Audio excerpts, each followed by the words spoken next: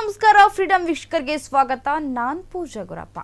ಮತ್ತೆ ದರ್ಶನ್ಗೆ ಸಂಕಷ್ಟ ಎದುರಾಗಿದೆ. ಬ್ಯಾಂಕ್ನಿಂದ ಪ್ರಮುಖ ಮಾಹಿತಿಯನ್ನು ಕಲೆ ಹಾಕ್ತಿದ್ದಾರೆ ಪೊಲೀಸರು. ದರ್ಶನ್ ಪ್ರಕರಣದಲ್ಲಿ ಹಣದ ವ್ಯವಹಾರ ಸಾಕಷ್ಟು ಮಟ್ಟದಲ್ಲಿ ದೊಡ್ಡ ಮಟ್ಟದಲ್ಲಿ ನಡೆದಿದೆ. ರೇಣುಕಾಸ್ವಾಮಿ ಕೊಲೆ ಆಗುವಕ್ಕಿಂತ ಮುಂಚೆನೆ ದರ್ಶನ್ ಪ್ರಕರಣದಲ್ಲಿ ಹಣದ ವ್ಯವಹಾರ ಕೂಡ ನಡೆದಿತ್ತು. ಕ್ಯಾಶ್ ಮೂಲಕ ಒಂದಷ್ಟು ವ್ಯವಹಾರಗಳು ಸಮೇತ ಕುದುರಿವೆ. ಆದ್ರೆ ಇದರ ಜೊತೆಗೆ ಆನ್ಲೈನ್ ಮೂಲಕ ಹಣದ ವ್ಯವಹಾರಗಳು ನಡೆದಿದ್ದು. ಈ ಬಗ್ಗೆ ಗುಮಾನಿಯ ಇದೆ. ಈ ಕಾರಣದಿಂದಾಗಿ ಪೊಲೀಸರು ಈ ವಿಚಾರಕ್ಕೆ ಗಂಭೀರವಾಗಿ ತನಿಖೆ ನಡೆಸುತ್ತಿದ್ದಾರೆ. ಚಿತ್ರದುರ್ಗದ ಮೂಲಕ ರೇಣುಕಾಸ್ವಾಮಿ ಹತ್ಯೆ ಪ್ರಕರಣದಲ್ಲಿ ಬಂಧಿತವಾದ ಪೊಲೀಸರು ಈಗಾಗಲೇ ಚಾರ್ಜ್ ಶೀಟ್ ಸಮೇತ ಸಲ್ಲಿಕೆ ಮಾಡಿದ್ರು. ಆದ್ರೆ ಪೊಲೀಸರು ಈಗ ಸುಮ್ಮನೆ ಕೂತಿಲ್ಲ. ಚಾರ್ಜ್ ಶೀಟ್ ಸಲ್ಲಿಕೆಯ ಬಳಿಕವೂ ಅವರು ತನಿಖೆ ಕೂಡ ಮುಂದುವರಿಸಿದ್ದಾರೆ.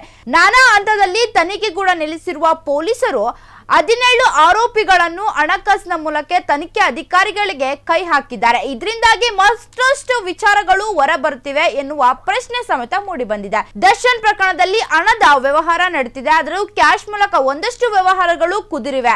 ಆದ್ರೆ ಇದರ ಜೊತೆಗೆ ಆನ್ಲೈನ್ ಮೂಲಕವೂ ಹಣದ ವ್ಯವಹಾರದ ಬಗ್ಗೆ ಗುಮಾನವಿದೆ. ಈ ಕಾರಣದಿಂದಾಗಿ ಪೊಲೀಸರ ವಿಚಾರಕ್ಕಾಗಿ ಗಂಭೀರವಾಗಿ ತನಿಖೆ ಕೂಡ ನಡೆಸುತ್ತಿದ್ದಾರೆ. ಆರೋಪಿಗಳು ಬೆಂಗಳೂರಿಗೆ ವಿವಿಧ ಬ್ಯಾಂಕ್ ನಲ್ಲಿ ಖಾತೆಯನ್ನು ಹೊಂದಿದ್ರು. ಅಂದ್ರೆ ವಿವಿಧ ಬ್ಯಾಂಕ್ ನಲ್ಲಿ ಖಾತೆಯನ್ನು ಓಪನ್ ಮಾಡಿದ್ರು.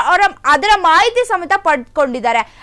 FCI ಬ್ಯಾಂಕ್ ಆಗಿರ್ಬೋದು, ಯೂನಿಯನ್ ಬ್ಯಾಂಕ್ ಆಗಿರ್ಬೋದು, ಬ್ಯಾಂಕ್ ಆಫ್ ಬರೋಡಾ ಆಗಿರ್ಬೋದು, ಕೋಟಕ್ ಮಹೇಂದ್ರ ಬ್ಯಾಂಕ್ ಆಗಿರ್ಬೋದು, ಕೆನರಾ ಬ್ಯಾಂಕ್ ಆಗಿರ್ಬೋದು, HDFC ಬ್ಯಾಂಕ್, ICICI ಬ್ಯಾಂಕ್ ಅವರ ಮ್ಯಾನೇಜರ್ ಸಂಪರ್ಕವನ್ನು ತಗೊಂಡು ಮಾಹಿತಿ ಸಮೇತ ಸಂಗ್ರಹಿಸಿದ್ದಾರೆ. ಆಲ್ರೆಡಿ ಚಾರ್ಜ್ ಶೀಟ್ ಕೊಟ್ಟಾಗಿದೆ. ಆದ್ರೂ ಸಮೇತ ಅವರ ಒಂದು ತನಿಖೆ ಇನ್ನೂ ಮುಗ್ದಿಲ್ಲ. ಒಂದಂತದಲ್ಲಿ ತನಿಖೆ ಮುಗ್ದಿದೆ ಅಂತ ಹೇಳ್ತಾ ಇದ್ದಾರೆ. ಸಾಕಷ್ಟು ಬ್ಯಾಂಕ್ನ ಸಂಪರ್ಕಿಸಿ ಮ್ಯಾನೇಜರ್ ಅನ್ನು ಸಂಪರ್ಕಿಸಿ ಪೊಲೀಸರು ಮಾಹಿತಿಯನ್ನು ಸಂಗ್ರಹಿಸುತ್ತಿದ್ದಾರೆ.